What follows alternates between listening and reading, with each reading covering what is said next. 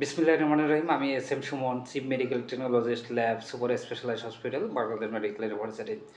আজকে আমি ল্যাবরেটরি বিজ্ঞানের আরেকটি গুরুত্বপূর্ণ বিষয়ের উপর আলোচনা করার জন্য হাজির হয়েছি। এখন আমি কথা বলবো একজন পেশেন্টের টেস্ট রিপোর্টে রেজাল্ট এর পাশে উল্লেখিত রেফারেন্স রেঞ্জ বা নর্মাল রেঞ্জ বা নর্মাল ভ্যালু সম্পর্কে। সঠিক চিকিৎসার জন্য আমরা চিকিৎসক কর্তৃক নির্দেশিত হয়ে বিভিন্ন টেস্টের জন্য ল্যাবরেটরিতে স্যাম্পল প্রদান করি। অতঃপর টেস্ট রিপোর্ট হাতে না পাওয়া পর্যন্ত আমাদের মধ্যে তীব্র উদ্বেগ, উৎকণ্ঠা এবং বিভিন্ন ধরনের দুশ্চিন্তা কাজ করে। চিকিৎসা বিজ্ঞানের ভাষায় রোগীর এই অবস্থাকে বলা হয় স্ক্যানজাইটি, অর্থাৎ আমাদের মনের মধ্যে সবসময় খারাপ কিছুর আশঙ্কা ঘুরপাক খায়। আমরা মনে করে থাকি যে আমাদের টেস্ট রিপোর্টে খারাপ কিছু আসবে কিনা, টেস্ট রিপোর্টে ক্যান্সার বা অন্যান্য কোনো জটিল রোগের দেখা মিলবে কিনা, এই সব দুশ্চিন্তা আমাদের মাথার মধ্যে চলে আসে। এই চিন্তা শুধু আমার না, এই চিন্তা আপনার এবং সবার হওয়া খুবই স্বাভাবিক। অতঃপর যখন ল্যাবরেটরি থেকে আমরা টেস্ট রিপোর্ট হাতে পাই, তখন আমাদের টেস্ট রেজাল্ট ওই রিপোর্টে উল্লেখিত রেফারেন্স রেঞ্জের সাথে মেলানোর চেষ্টা করি। আমরা টেস্ট রেজাল্ট রেফারেন্স রেঞ্জের সামান্য কম বা সামান্য বেশি হলেই আমরা গভীর টেনশনের মধ্যে পড়ে যাই। অনেক সময় অনেক মানসম্মত ল্যাবরেটরিতে তাদের টেস্ট রিপোর্টে রেজাল্ট এর পাশে আলাদা কলামে ফ্ল্যাগ দেয়া থাকে, অর্থাৎ হাই এবং লো থাকে। সেটি দেখে আমরা আমাদের টেস্ট রেজাল্ট সেটা স্বাভাবিক পর্যায়ে বা অস্বাভাবিক পর্যায়ে আছে কিনা সহজেই বুঝতে পারি। আমি এখন সেই রেফারেন্স রেঞ্জ বা নর্মাল ভ্যালু সম্পর্কে সহজভাবে আপনাদেরকে একটু বুঝিয়ে বলার চেষ্টা করছি। ল্যাবরেটরিতে টেস্টের রেফারেন্স রেঞ্জ বা নর্মাল ভ্যালুস একই অর্থে ব্যবহৃত হলেও এর মধ্যে অল্প কিছু পার্থক্য রয়েছে, সূক্ষ্ম পার্থক্য। রেফারেন্স রেঞ্জ হচ্ছে একটা নির্দিষ্ট সীমানা, যেমন 10 থেকে 20, অর্থাৎ এটা একটা সীমানা, অর্থাৎ এটা একটা রেফারেন্স রেঞ্জ। রেফারেন্স রেঞ্জ নির্ধারণের একটা প্রক্রিয়া আছে। সাধারণত অনেকগুলো সুস্থ মানুষের নমুনা সংগ্রহ করে ল্যাবরেটরিতে যথাযথভাবে পরীক্ষা করে তাদের প্রাপ্ত ফলাফলের গড়ের ভিত্তিতে রেফারেন্স রেঞ্জ তৈরি হয়। প্রাপ্ত ফলাফলের মধ্যবর্তী 95% ফলাফলকে রেফারেন্স রেঞ্জ হিসেবে গণ্য করা হয়। আপনার টেস্টের ফলাফল যদি রেফারেন্স রেঞ্জের ভিতরে থাকে, তাহলে সাধারণত মনে করা হয় আপনার শরীরে ওই নির্দিষ্ট উপাদানটি স্বাভাবিক পর্যায়ে রয়েছে। রেফারেন্স রেঞ্জের দুইটা ভ্যালু থাকে, একটাকে বলা হয় লোয়ার লিমিট আর একটাকে বলা হয় আপার লিমিট। এখন লোয়ার লিমিট এবং আপার লিমিট কি সহজভাবে একটু বোঝানোর চেষ্টা করছি। লোয়ার লিমিট হচ্ছে রেফারেন্স রেঞ্জের সবচেয়ে সর্বনিম্ন মান। আপনার টেস্টের ফলাফল যদি রেফারেন্স রেঞ্জে উল্লেখিত লোয়ার লিমিটের নিচে চলে আসে, সেক্ষেত্রে ধরে নিতে হবে আপনার শরীরে ওই নির্দিষ্ট উপাদানটির ঘাটতি রয়েছে, অর্থাৎ অন্য কোনো সমস্যা থাকতে পারে। সবসময় টেস্টের ফলাফল রেফারেন্স রেঞ্জের নিচে অবস্থান করলেই সেটা যে মারাত্মক অসুস্থতা বা অস্বাভাবিকতা প্রকাশ পাবে তেমনটি ভাবা ঠিক হবে না। তখন এই যে সামান্য কম বা বেশি, এই বিষয়টা ডাক্তার আপনার এজ অর্থাৎ বয়স, জেন্ডার, সিমটমস এবং আগের রিপোর্টের সাথে কোরিলেশন করে আপনার বর্তমান টেস্ট রেজাল্টকে অ্যাসেসমেন্ট করে থাকেন। কিন্তু আপনার টেস্টের ফলাফল রেফারেন্স রেঞ্জে উল্লেখিত লোয়ার লিমিটের নিচে যদি চলে আসে, সেক্ষেত্রে ডাক্তারকে একটা সতর্ক বার্তা দেয়। ডাক্তার মনে করে যে আপনার অধিকতর কিছু সমস্যা অনুসন্ধানের জন্য আরও কিছু ইনভেস্টিগেশন তারা দিয়ে থাকেন। উদাহরণস্বরূপ কোনো ল্যাবরেটরিতে হিমোগ্লোবিনের reference range 12 to 16 gram per decilitre, আপনি ওই ল্যাবরেটরিতে আপনার হিমোগ্লোবিন চেক করলেন এবং ফলাফল পেলেন 10 গ্রাম পার ডেসিলিটার, অর্থাৎ আপনার টেস্টের ফলাফল ওই রেফারেন্স রেঞ্জে উল্লেখিত লোয়ার লিমিট যেটা আছে 12 গ্রাম পার ডেসিলিটার তার চেয়ে কম। অর্থাৎ আপনি মনে করতে পারেন যে আপনার শরীরে রক্ত স্বল্পতা রয়েছে। আরেকটি উদাহরণের মাধ্যমে চেষ্টা করি আপনাদেরকে বোঝানোর জন্য। আপনি খালি পেটে ব্লাড সুগার টেস্ট করলেন, আপনার টেস্টের ফলাফল আসলো 90 মিলিগ্রাম পার ডেসিলিটার। আপনি যে ল্যাবে টেস্টটি করিয়েছেন ওই ল্যাবে নির্ধারিত রেফারেন্স রেঞ্জ হচ্ছে ওই টেস্টের ক্ষেত্রে 70 to 99 মিলিগ্রাম পার ডেসিলিটার, অর্থাৎ আপনার যে টেস্টের ফলাফল 90 মিলিগ্রাম ডেসিলিটার এটা রেফারেন্স রেঞ্জের মধ্যে রয়েছে। অর্থাৎ আপনি মনে করতে পারেন আপনার শরীরে খালি পেটে শর্করা অর্থাৎ ব্লাড গ্লুকোজের পরিমাণ স্বাভাবিক পর্যায়ে রয়েছে, সেক্ষেত্রে টেনশনের কোনো কিছু নেই। এখন আমি আসি আপার লিমিট সম্পর্কে। আপার লিমিটটা হচ্ছে কি, একটা নির্দিষ্ট টেস্টের ফলাফলের সর্বোচ্চ গ্রহণযোগ্য স্বাভাবিক মান। আমি যদি সহজভাবে বলতে যাই,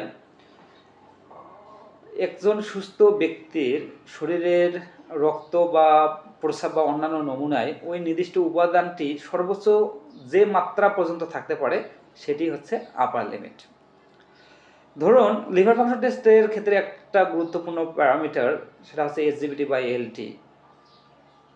কোনো ল্যাবরেটরিতে এই টেস্টের রেফারেন্স রেঞ্জ হচ্ছে 0 to 40 ইউনিট পার লিটার। আপনি এই টেস্টটি ওই ল্যাবে করালেন এবং আপনার ফলাফল আসলো 45 ইউনিট পার লিটার। সেক্ষেত্রে আপনার এই 45 ইউনিট পার লিটার ওই রেফারেন্স রেঞ্জে উল্লেখিত আপার লিমিট অর্থাৎ 40 ইউনিট পার লিটারের নিচে না উপরে অবস্থান করছে। সেক্ষেত্রে কি হবে, সেক্ষেত্রে আপনি ধরে নিতে পারেন আপনার টেস্ট ফলাফল অ্যাবনর্মাল। আবার অনেক সময় টেস্টের ফলাফল রেফারেন্স রেঞ্জে উল্লেখিত আপার লিমিটের কাছাকাছি অবস্থান করে, অর্থাৎ ওই ALT টেস্টের ক্ষেত্রে আপনার টেস্টের ফলাফল যদি আসে 38 ইউনিট পার লিটার, সেক্ষেত্রে এটি হচ্ছে কি রেফারেন্স রেঞ্জে উল্লেখিত আপার লিমিট 40 ইউনিট পার লিটারের কাছাকাছি। অর্থাৎ আপনি এটাকে বর্ডার লাইন রেজাল্ট বলতে পারেন। বর্ডার লাইন রেজাল্ট হচ্ছে স্বাভাবিক মাত্রা থেকে একটু বেশি, কিন্তু চূড়ান্তভাবে সেটি অস্বাভাবিক কিংবা খুব বেশি নয়। বর্ডার লাইন রেজাল্টের ক্লিনিক্যাল সিগনিফিক্যান্স রয়েছে। কোনো টেস্টের ক্ষেত্রে যদি বর্ডার লাইন রেজাল্ট পাওয়া যায়, সেক্ষেত্রে মনে করা হয় ওই পেশেন্টের বর্তমানে এবং ভবিষ্যতে স্বাস্থ্য ঝুঁকি রয়েছে। ধরুন আপনি ল্যাবে কোলেস্টেরল টেস্ট করলেন, আপনার টেস্ট রেজাল্ট আসলো 190 মিলিগ্রাম পার ডেসিলিটার। এখন ওই ল্যাবে এই টেস্টের ক্ষেত্রে রেফারেন্স রেঞ্জ হচ্ছে 150 to 200 মিলিগ্রাম পার ডেসিলিটার, অর্থাৎ আপনার এই যে 190 মিলিগ্রাম পার ডেসিলিটার এটা আপার লিমিটের কাছাকাছি অবস্থান করছে, অর্থাৎ এটাকে আপনি বর্ডার লাইন রেজাল্ট বলতে পারেন। এই রেজাল্টটি আপনাকে সতর্কবার্তা দিচ্ছে যে আপনার কোলেস্টেরলকে নিয়ন্ত্রণ করতে হবে, আপনাকে সতর্কভাবে চলাফেরা করতে হবে। অপরদিকে নর্মাল ভ্যালুস হচ্ছে যে মানটি আপনার শরীরের জন্য স্বাস্থ্যকর, উপকারী এবং স্বাভাবিক, ওইটি হচ্ছে কি নর্মাল ভ্যালুস। সহজ কথায় যে টেস্ট রিপোর্টের মানটি দেখলে ডাক্তার মনে করে যে আপনি সুস্থ কিংবা আপনি স্বাভাবিক রয়েছেন, ওই মানটি হচ্ছে নর্মাল ভ্যালুস। এখন আসি বিভিন্ন কালের পরিক্রমা পেরিয়ে এই রেফারেন্স রেঞ্জটি বর্তমানে কিভাবে প্রতিষ্ঠিত হলো, অর্থাৎ এই রেফারেন্স রেঞ্জ প্রতিষ্ঠার যে প্রেক্ষাপট কাহিনী এটা বিষয়ে একটু ধারণা দেওয়ার চেষ্টা করি। 1900 থেকে 1950-এর দশকে প্রাথমিকভাবে তখন ল্যাবরেটরি টেস্টের ফলাফলকে স্বাভাবিক এবং অস্বাভাবিক, নর্মাল এবং অ্যাবনর্মাল হিসেবে উপস্থাপন করা হতো। সেক্ষেত্রে একজন সুস্থ ব্যক্তির গড় মানকে স্বাভাবিক মান হিসেবে ধরে নেওয়া হতো। ল্যাবরেটরি টেস্টের ফলাফলকে কোনো ডিজিটে বা কোনো মানে রূপান্তর করার কোনো আন্তর্জাতিক মানদণ্ড ছিল না। শুধুমাত্র কয়েকজন সুস্থ ব্যক্তির উপর গবেষণা করে একটি মান নির্ধারণ করা হতো। পরবর্তীতে 1950 থেকে 1960-এর দশকে বিজ্ঞানী অ্যাডলফ কুয়েটলেট তিনি মানুষের পরিমাপের ক্ষেত্রে গৌসিয়ান ডিস্ট্রিবিউশন তৈরি করেন। অর্থাৎ স্বাভাবিক বন্টন বা বেল কার্ভ প্রয়োগ করেন। পরবর্তীতে ল্যাবরেটরি মেডিসিনে সুস্থ ব্যক্তির 95% টেস্টের ফলাফলকে এর মধ্যবর্তী অংশটুকু রেফারেন্স রেঞ্জ হিসেবে গণ্য করা হয়। পরবর্তীতে গবেষণায় দেখা যায় যে এই গৌসিয়ান ডিস্ট্রিবিউশন টেস্টের ফলাফলের ক্ষেত্রে তেমনটা কার্যকর নয়। তখন তারা গবেষণা দেখতে পেলেন গৌসিয়ান ডিস্ট্রিবিউশন না হয় সেটি লগ নর্মাল ডিস্ট্রিবিউশন হিসেবে এটা স্বীকৃত। অর্থাৎ গৌসিয়ান ডিস্ট্রিবিউশনটা হচ্ছে কি টেস্টের ফলাফলগুলো গড়ের মিন যেটাকে বলা হয় গড়ের আশেপাশে থাকে। আর লগ নর্মাল ডিস্ট্রিবিউশন যেটা এটা হচ্ছে কি টেস্টের মানগুলো একদিকে ঝুঁকে থাকে। অর্থাৎ এই মানগুলো বেশিরভাগই মানে ছোটো লিটিল ভ্যালুজ হয়, বড় মান খুবই কম থাকে। তারপর আসুন 1960 থেকে 1969 এর দশকে অর্থাৎ 1969 সালে বিজ্ঞানী এন ই শারিস একজন তিনি গবেষক এবং তার দল রেফারেন্স রেঞ্জ বা রেফারেন্স ইন্টারভাল এই টার্মটির প্রবর্তন করেন। এর ফলে পূর্ববর্তী যে নর্মাল ভ্যালুজ এর যে অ্যাম্বিগুইটি বা অস্পষ্টতা সেটা দূর হয়ে যায়। পরবর্তীতে তারা দৃঢ়ভাবে মতবাদ ব্যক্ত করেন যে ক্লিনিক্যাল টেস্টের ফলাফলের ক্ষেত্রে শুধু একজন মানুষের গড় মান যথেষ্ট নয়। সেক্ষেত্রে একটা সুস্থ কন্ট্রোল গ্রুপের নমুনার ফলাফলকে এটার সাথে ব্যাখ্যা করা উচিত। তারপর আসুন 1980 থেকে বর্তমান সময়ে সেক্ষেত্রে international federation of clinical chemistry বা তখনকার যে আন্তর্জাতিক বা জাতীয় মানদণ্ড সংস্থা তারা রেফারেন্স রেঞ্জ প্রতিষ্ঠার জন্য একটা বিশেষজ্ঞ প্যানেল গঠন করেন। এই প্যানেলটি স্যাম্পল সংগ্রহের যে প্রক্রিয়া, প্রি অ্যানালাইটিক্যাল ফ্যাক্টর, সেটা খাবার, সেটা ব্যায়াম বা টাইম বা স্ট্যাটিস্টিক্যাল মেথড এবং রেফারেন্স পপুলেশন এর ভিত্তিতে একটা নীতিমালা প্রণয়ন করেন। এর ফলে রেফারেন্স রেঞ্জ এই টার্মটি প্রতিষ্ঠিত হয়। এখন আমি আর একটা বিষয়ে কথা বলবো, সেটা হচ্ছে আমরা টেস্ট রিপোর্টে বিভিন্ন ল্যাবে বিভিন্ন মেশিনের রেফারেন্স রেঞ্জ ভিন্ন ভিন্ন দেখতে পাই। এখন প্রশ্ন হলো যে ল্যাবরেটরিতে যেসব মেশিন বিভিন্ন টেস্টের জন্য ইউজ করা হয় ওই মেশিনগুলোতে রেফারেন্স রেঞ্জ কীভাবে প্রতিষ্ঠিত হয় সেই বিষয়টা আপনাদেরকে বলার চেষ্টা করি। ল্যাবরেটরিতে বিভিন্ন মেশিনের বা বিভিন্ন টেস্টের জন্য যে রেফারেন্স রেঞ্জ নির্ধারণের প্রক্রিয়া এটা মূলত বৈজ্ঞানিক এবং পরিসংখ্যানগত। এর কয়েকটি স্টেপ রয়েছে। নাম্বার 1 হচ্ছে ডিফাইনিং রেফারেন্স পপুলেশন, অর্থাৎ অনেকগুলো নির্দিষ্ট সুস্থ ব্যক্তি, সেটা তাদের বয়স, লিঙ্গ এবং স্বাস্থ্যগত অবস্থার প্রেক্ষিতে একটা দল বা একটা গ্রুপ নির্বাচন করতে হবে, যার মাধ্যমে রেফারেন্স রেঞ্জ প্রতিষ্ঠার এই পরীক্ষাটি আমরা পরিচালনা করতে পারবো। নাম্বার 2 সেটা হচ্ছে স্যাম্পল কালেকশন অ্যান্ড টেস্টিং। কমপক্ষে 120 জন সুস্থ ব্যক্তির বা তদুর্ধ্ব সংখ্যক সুস্থ ব্যক্তির নমুনা সংগ্রহ করে ল্যাবরেটরিতে একই মেশিনে একই রিয়েজেন্ট ব্যবহার করে এবং একই টেস্ট মেথডোলজি ব্যবহার করে সবার নমুনা টেস্ট কার্যক্রম সম্পন্ন করতে হবে। নাম্বার 3 এটা হচ্ছে ফ্যাক্টর বিশ্লেষণ, যেটাকে বলে কনসিডারিং ভেরিয়েবলস। বিভিন্ন ফ্যাক্টরের উপর বিবেচনা করে রেফারেন্স রেঞ্জ পরিবর্তন হয়। যেমন এজ, বয়সের ক্ষেত্রে শিশুদের তুলনায় বয়স্কদের অ্যাডাল্টদের রেফারেন্স রেঞ্জ আলাদা। জেন্ডার, যেমন বিভিন্ন হরমোনের ক্ষেত্রে নারী এবং পুরুষের মধ্যে হরমোনের মাত্রা ভিন্ন ভিন্ন পরিমাণ থাকে, যার কারণে রেফারেন্স রেঞ্জ ভিন্ন হয়। আবার বিভিন্ন ভৌগোলিক অবস্থান এবং খাদ্যাভ্যাস, অঞ্চলভেদে মানুষের খাদ্যাভ্যাস কিংবা পরিবেশগত কিছু পার্থক্যের কারণে রেফারেন্স রেঞ্জ পরিবর্তন হয়। নাম্বার 3, এটা হচ্ছে স্ট্যাটিস্টিক্যাল অ্যানালাইসিস, পরিসংখ্যানগত বিশ্লেষণ। ওই সব নির্দিষ্ট সংখ্যক, অর্থাৎ 120 জন বা তদুর্ধ্ব সংখ্যক সুস্থ ব্যক্তির নমুনার ফলাফলকে একটি ডিস্ট্রিবিউশন কার্ভে রূপান্তর করা হয়। এই ডিস্ট্রিবিউশন কার্ভের এই ফলাফলগুলোর 95%, মধ্যবর্তী 95% ফলাফলকে স্বাভাবিক হিসেবে ধরে নেওয়া হয়। পরবর্তীতে এই স্বাভাবিক মানগুলোকে রেফারেন্স রেঞ্জের আওতায় নিয়ে আসা হয়। আবার 2.5% যেটা আছে সর্বনিম্ন মান এবং সর্বোচ্চ 2.5% বাদ দেওয়া হয়, অর্থাৎ 5% বাদ দিয়ে রেফারেন্স রেঞ্জ তৈরি করা হয়।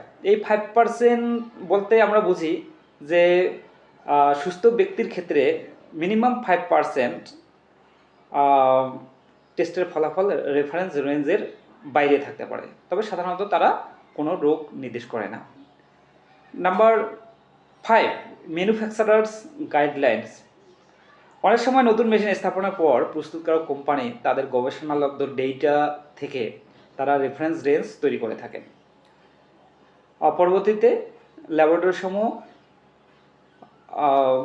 স্থানীয় জনগোষ্ঠীর উপর পরীক্ষা নিরীক্ষা চালিয়ে ওই রেফারেন্স রেঞ্জ গ্রহণ করে থাকেন। তারপর লাস্ট হচ্ছে ভেরিফিকেশন। ল্যাবরেটরিসমূহ তাদের নিজেদের মেশিনের সক্ষমতা যাচাই করার জন্য ওই রেঞ্জটি সামঞ্জস্য আছে কিনা, ওই রেঞ্জটি ঠিক আছে কিনা সেটা যাচাই করে দেখেন। এখন প্রশ্ন হলো, ভিন্ন ভিন্ন ল্যাবরেটরিতে বা ভিন্ন ভিন্ন ল্যাবরেটরি থেকে আমরা যখন টেস্ট রিপোর্ট পাই, একই টেস্ট যখন বিভিন্ন ল্যাবরেটরিতে আমরা করি, সেক্ষেত্রে ভিন্ন ভিন্ন টেস্ট রেজাল্ট পাই। এর কারণটা কি? এর কারণ হচ্ছে বিভিন্ন ল্যাবরেটরিতে বিভিন্ন ধরনের ইনস্ট্রুমেন্ট আছে। এই ইনস্ট্রুমেন্টগুলোতে বিভিন্ন ধরনের রিয়াজেন্ট ব্যবহার করা হয় এবং এই ইনস্ট্রুমেন্টগুলোতে ভিন্ন ভিন্ন টেস্ট মেথডোলজি ব্যবহার করা হয়। কোনো মেশিনে স্পেকট্রোফটোমেট্রি, কোনো মেশিনে ফটোমেট্রি, কোনো মেশিনে কেমিলুমিনেসেন্স আছে, তারপর কোনো মেশিনে আইসিটি, কোনো মেশিনে এলাইজা ইত্যাদি বিভিন্ন ধরনের টেস্ট মেথড ইউজ করা হয়, যার কারণে ফলাফল ভিন্ন আসে এবং রেফারেন্স রেঞ্জও ভিন্ন হয়। তাছাড়া ভিন্ন ভিন্ন ল্যাবে তাদের প্রকাশিত যে টেস্ট রিপোর্ট, এই রিপোর্টে তারা বিভিন্ন ধরনের ইউনিট ব্যবহার করে থাকেন। কেউ বা মিলিগ্রাম পার ডেসিলিটার, কেউ বা ইন্টারন্যাশনাল ইউনিট পার এমএল, কেউ বা মিলিমোল পার লিটার ইত্যাদি বিভিন্ন ইউনিট ব্যবহার করার কারণে রেফারেন্স রেঞ্জ পরিবর্তন হয়, সাথে সাথে টেস্ট রেজাল্টেরও পরিবর্তন ঘটে। আবার কিছু কিছু ল্যাবরেটরি তাদের নিজস্ব গুণমান পরীক্ষা, যেটাকে বলা হয় ইন্টারনাল কোয়ালিটি কন্ট্রোল, এই ইন্টারনাল কোয়ালিটি কন্ট্রোল এবং তাদের স্ট্যান্ডার্ড এর উপর ভিত্তি করে রেফারেন্স রেঞ্জ বা টেস্ট রেজাল্ট পরিবর্তন হয়। আবার যেহেতু রেফারেন্স রেঞ্জ একটা নির্দিষ্ট সুস্থ ব্যক্তির উপর গবেষণা করে এটা প্রতিষ্ঠা করা হয়, সেক্ষেত্রে বিভিন্ন ল্যাব তাদের স্থানীয় জনগোষ্ঠীর উপর গবেষণা করে এই রেফারেন্স রেঞ্জ আলাদাভাবে নির্ধারণ করে থাকেন এবং সেক্ষেত্রে টেস্টের ফলাফলটা আলাদা দেখায়। এখন আসুন, এক ল্যাবের যে টেস্টের মান বা টেস্টের ফলাফল, সেটা অন্য ল্যাবের সাথে সামান্য একটু পার্থক্য থাকতে পারে। সেক্ষেত্রে আপনার উচিত হবে আপনি যে ল্যাবের টেস্টটি করিয়েছেন ওই ল্যাবের রেফারেন্স রেঞ্জের সাথে আপনার টেস্টের ফলাফল মিলানোর চেষ্টা করা। এটাই হবে যুক্তিযুক্ত এবং এটাই হবে সঠিক। যাই হোক, আজকে আমি রেফারেন্স রেঞ্জ এবং নর্মাল ভ্যালু সম্পর্কে অনেক কথা বলেছি। এরপরে আমি আরেকটি ভিন্ন টপিক নিয়ে আপনাদের সামনে হাজির হব ইনশাল্লাহ। আল্লাহ হাফেজ।